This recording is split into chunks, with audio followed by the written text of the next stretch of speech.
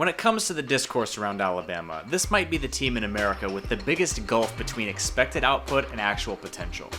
Everyone expects last year's results, or worse, to be the norm for Alabama going forward, and quite frankly, I'm having a hard time seeing that, at least this year. From an objective perspective, it's very difficult to see a glaring weakness with this team, even with the Jam Miller injury. They can just plug in another running back that's nearly as good, in my opinion, in Richard Young. Defensive back looks to be a very big strength for this team as well. I guess maybe if I had a question about this team, it'd be pass rush, but it's not a question in the same way running back is at LSU or defensive back is at Ole Miss. Even a questionable defensive line at Alabama would be one most of the country would trade for if given the option. I feel like I should push back on this idea that's just a given that Alabama will be bad this year, or at least bad by their standards. This seems to not really be based in fact, but in wishful thinking. People, even those who aren't fans of one of Bama's rival schools, are essentially trying to wish Bama's downfall into existence because that's what they want, regardless of what the facts actually are. And I think it's especially myopic to view last year as evidence that the downfall has already begun. No one wants to hear that Bama has problems, but if you actually look at what happened last year objectively, you see that they had a volatile quarterback situation and a roster situation that very few teams could overcome, if any. As after Saban retired, players could still freely transfer, but the staff had to wait until spring to add new transfers to the roster. Quite frankly, all of these issues combined for a pretty good season relative to the situation they were in. I expect that with the running back run game getting a chance to open up, which it didn't last year, that the offense will be more balanced, which means more open receivers in the pass game. Medium-range pass game was something that wasn't even close to competent with Milroe at quarterback, as his entire game was basically run or throw it deep. And so I expect Simpson to be at least alright, and if that's the case, this figures to be a very efficient offense. Probably not the most explosive, but efficient enough that it can score in the 30s against most anyone. And a much improved defensive backfield with guys like Mbakwe and Zabian getting more experience. It's as talented and as deep as any position group in the country. Combine that with one of the best head coach, offensive coordinator, and defensive coordinator combinations in the country, and it's very hard to see this team losing more than one game unless it has, like, Utah-level injury luck. I think a lot of people in the SEC just want Kalen DeBoer to fail at Alabama because they were tired of the success that they had under Nick Saban. And he's from South Dakota, so it's easy to paint him as the outsider. But he has enough Southern ties on his coaching staff, and I think he'd be foolish to not have it. Also, Josh Heupel is from South Dakota, and I don't hear Tennessee fans bring that fact up, which is quite convenient for their case. But yeah, I'll admit it, I want Bama to fail. But when I'm making predictions, it's not based on what I want to happen, it's based on what I think will happen. And just knowing this program, Alabama has the luckiest fan base in the country, and they get pretty much everything that they want, so that's already enough for me to believe that this will be another good year for them, and they won't have much of a fall off from Saban, if any.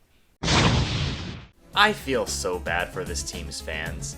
They try to do the best they can with the players they have, and they have a pretty good fan base, but the league office, and hell, even the administration themselves, do them no favors when it comes to scheduling. I fundamentally believe that Arkansas and Missouri are two similar teams when it comes to quality most years. But because of the way the schedules are set up for both teams, they could have very different outcomes as far as their seasons go, and thus be perceived as very different by season's end. I mean, outside of Taylon Green, this team isn't very special. For Missouri, outside of their defense, they're not very special. But you look at Missouri's schedule and you see 6 straight home games, and only one of them is really a super tough game that's a likely loss. You look at Ole Miss' schedule, and most years they get to ease themselves into the year. Arkansas does not get that luxury. On top of early conference games at Ole Miss and at Tennessee, Arkansas chose to schedule Notre Dame and a road game against Memphis, one of the better group of 5 teams.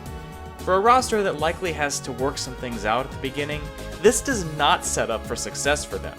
And if they were going to get some momentum, you'd like to have at least one of your more favorable games early. But it might be that their season is basically over by the time they get to a Mississippi State or an Auburn or a Missouri. If this team doesn't make it to a bowl, which is very possible, And I think that's the end for Pittman, which is a very unfortunate thing to say, as I do like him as a personality and don't necessarily think of him as a bad coach.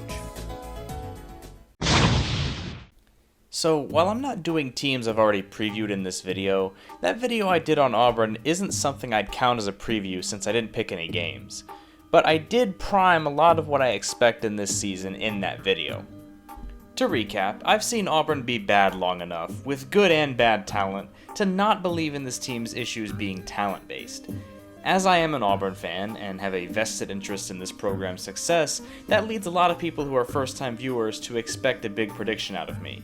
That's not what they're gonna get. This program needs to show me it's possible to win before I'll believe it. I could sit here and talk about the talent this team has at wide receiver, how the pass rush and even the defense in general looks like it could be really good, but none of that matters when this program keeps losing to less talented ones at home or on the road. To me, roster doesn't matter at this point as it relates to winning games. Just prove you can win games, and not give them away to the opponents at the very end. There's no reason that last year's Florida State team should have a transitive win over Auburn. This team is too talented to continue to be as bad as it is. The schedule is similar to Arkansas in that it's very front-loaded, so it's possible that we see this team lose games early, start to quit, and at that point you can lose to anyone. So the relative ease of this schedule is deceptive because there are very real scenarios where this team misses a bowl game.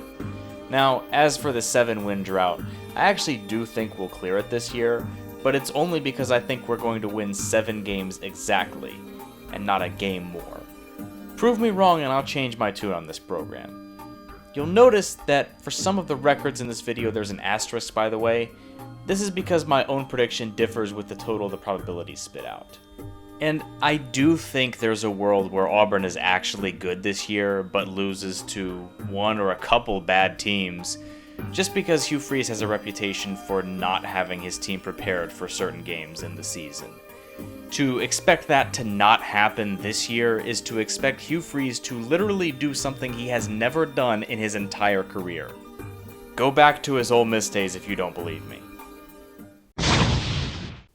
When you look at Florida's season, you have to look at it properly, in my opinion. This is likely a very good team that will lose too many games to be considered good in the eyes of the public. Since the schedule basically doesn't change from last year, that means Florida has one of the toughest schedules in the country for the second straight year. I mean, there's no Alabama on this schedule, but there's basically every other good SEC team, and Miami, and Florida State. Even if Florida's really good, they're going to lose some of those games, and there's reason to believe they might not even be really good if their injury situation is half as bad as it seems now. Because I don't really know what they have at wide receiver or on defense, frankly. I think they could be good, but we'll have to see them play. And don't even get me started at quarterback. If Lagway can't stay healthy, that drop-off alone could make this team miss a bowl game, and I'm not joking. But with the expectation of a healthy Lagway, which I realize isn't a given, I predict 8-4 for this team, which almost certainly includes at least one big win. Oh boy. However bad I felt about Arkansas, I feel worse about Kentucky. Actually, thinking about it now, it's a shame Kentucky isn't on Arkansas's schedule, because then they might actually have a reasonable chance of making it to a bowl game. The they I'm referring to there is Arkansas, by the way, not Kentucky. Almost every position on this team is bottom 5 in the conference, and we have a team that's known for offensive inconsistency, paired with a defensive-minded head coach and a reasonably tough schedule. That combination doesn't give me much confidence. To me, it seems like Mark Stoops continues to coast by because he knows his buyout is too high for them to fire him, and so this is the product we get out of Kentucky. I expect similar results to last year. For all the hype this team seems to be getting, there's quite a long list of concerns I have. Number 1, running back. It's been a problem for a while, but if they can't run the ball, it'll be a season like last year where they have to pass a whole lot to generate production. I believed in Durham, their second-year running back, and I believe he's really good. But it might be a situation where LSU wishes it could have a good running back and a good offensive line at the same time, because the offensive line is expected to not be as good as it has been the last couple of years. Obviously, the departure of Will Campbell contributes to that. I need to see more improvement on the defense as well. They did get a lot better last year, but there were certain games where they just dropped the ball last year, like the Alabama game, and could not stop the run. If that's the case, and they still do have trouble stopping the run, you can probably still have a 9 or 10 win season, but you won't get to that elite tier in this conference and in the country as a whole. And no, if that happens, Brian Kelly isn't getting fired and shouldn't. People lack perspective when it comes to that sometimes.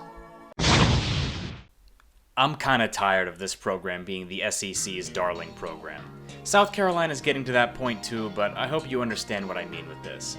Ole Miss has become my least favorite SEC fan base just due to how they act about this success that they've recently gotten, where they think the success of their football team somehow validates their lifestyle as a person.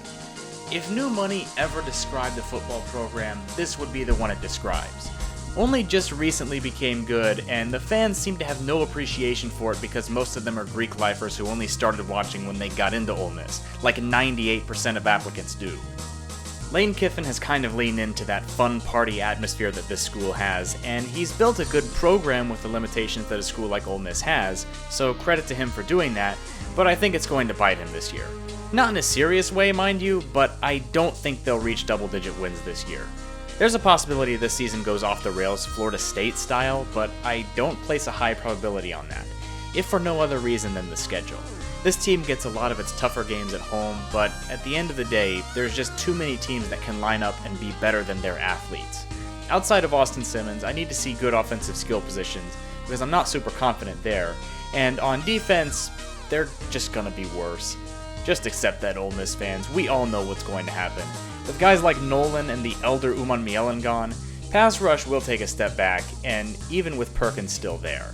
And defensive back could also be a weakness here. I'm not really going to talk about defense much because at this point that's something Venables has proven he can do, and so I have no doubts that this team will have a very good defense once again. Offense isn't an automatic success for me here like I think it is for some people. I think too many people are buying into Mateer's almost Manziel-esque confidence and personality, and somewhat similar to Baker Mayfield as well. Yeah, I think people are buying into that and ignoring obvious shortcomings and concerns that this guy might not just be Brady in an Oklahoma uniform. A lot of his production came in running the football, which, sure, with the direction this game is going, it makes sense to have an athletic quarterback, but Mateer had some bad habits, such as not looking past his first read, weird throwing motion, and generally questions about level of competition. Now, the continuity with Arbuckle and a most certainly better and less injured wide receiver room than Oklahoma had last year are reasons for Oklahoma fans to be optimistic. But as for the Heisman level hype he's getting, I'm not sure I understand it with Mateer. Still could be a good year for Oklahoma, but just that, a good year. Probably not a great one. South Carolina was a team that, to me, flat out overachieved last year. Maybe that's controversial to say, but when a team was good last year but lost some winnable games and returns a really good quarterback, conventional wisdom says that they should be good again, right? Well, because the SEC schedule is the exact same as it was last year, it means all those tough teams you played last year, you play once again. And because you improve that, it doesn't necessarily turn your losses into wins. Sometimes you improve and the other team is still better than you, and even though you've improved as a team, you still lose because the other team played better than they did the last time. I understand the reasons for optimism, but I've seen this happen before, where a team gets hyped because they had a good season the previous year and returned players, only to have a similar or worse record the next year because they still play against difficult teams that are still better than them roster-wise. They beat Oklahoma last year, and is that a given once again? Same with Clemson, or even Texas A&M. South Carolina can be really good and still lose to some of the teams they beat last year because you still have to go out and play the games.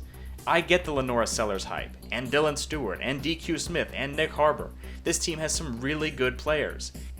It also has some players that could just be what they've been before. Just because you're back for another season, that doesn't mean you automatically improve. You could be really good, but not have a next level you can reach. And I think that's going to happen with this team.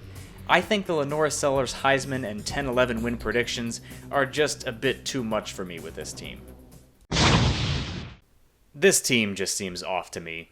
Ever since Nico left, I've heard people say they don't think Tennessee will be as good as they have been in the recent past, and that somewhat makes sense to me. Honestly, Aguilar is the key to this team's entire season. Tennessee struggled on offense and was ultimately bailed out by their defense in several games last year. Tennessee isn't a bowl team if they play last year with Florida's defense. With that said though, Aguilar is a downgrade at quarterback. I don't think that's controversial to say. But if Tennessee gets slightly good defensive play and Aguilar is what he has been, then I think Tennessee can have an alright season. But for them to have a great season, like what they had last year or in 2022, we need to see Aguilar be a fundamentally different and better player than he has been.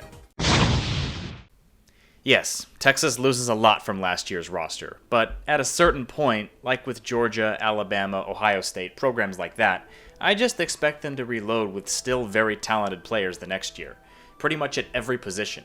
I mean, on offense, every position basically besides running back is at least some kind of unknown. That Texas defense almost cannot be as good as it was last year, but it can get pretty close. And especially knowing it was a strength of last year's team, it better be pretty close. Overall, I think Texas can and should be a solid team, probably a great team. When I say solid, I don't mean like a scrappy, 8-4 win 13-10 kind of team. But the key to this team is Arch Manning and the narrative around him. All the people expecting him to suck will be very disappointed. There seems to be a large contingent of viewers that basically want Arch Manning to be bad or overhyped so they can point and laugh at Texas. But it's such a double standard to want to be ahead of the hype when other unproven quarterbacks still get praise, like the one Texas plays against in Week 1, Ohio State's Julian Sayin. You can bet on a guy's future upside. It's okay to do that. And no, I don't think he's the best quarterback. But Texas is still a talented enough team that he doesn't have to be for Texas to have a really good season. We've all seen the Texas 8-4 jokes. In A&M's 8-win season last year, they played a lot more disciplined than they did under Fisher, which is an underrated thing to carry into their performance this year. As they get more and more talent, this is going to continue to be a tougher team to beat, as I do think Elko's philosophy on program building works. They had some issues on defense toward the end of last year, and we're still trying to figure out how to use Marcel Reed, but those are things I can easily see being resolved this year. I'd expect A&M to be a much improved team this year, as the roster is, in my opinion, very underrated. I especially love the additions of Craver and Conception at wide receiver. Also, how does Chase Basantis still have eligibility? It feels like he's been playing forever, but he's only a junior and this is only his third year. I don't know why I have that in my head. Same with Amari Daniels, honestly. Speaking of, I do think running back is a very deep position for them, as a fifth-year guy that's very talented in his own right is third on the depth chart. A&M has been acquiring talent for a while, but now they have the coaching to put it together, which they haven't had before. I expect a good year out of them. At the end of the day, this team is still Vanderbilt. But it's also still Vanderbilt. What I mean by this is that you're going to have to out-scheme teams to beat them. If you're Vanderbilt, you cannot play the rest of the SEC straight up. I like Pavia for the scheme they run. It's got option and chew clock characteristics, which fits his profile as a nasty physical quarterback that's going to put his body on the line. This will shock some of the less disciplined teams they play, meaning that the talent gap can be overcome at times this year, which I expect. This isn't going to be a standard Vandy team that misses a bowl game. They will beat some SEC teams in 2025.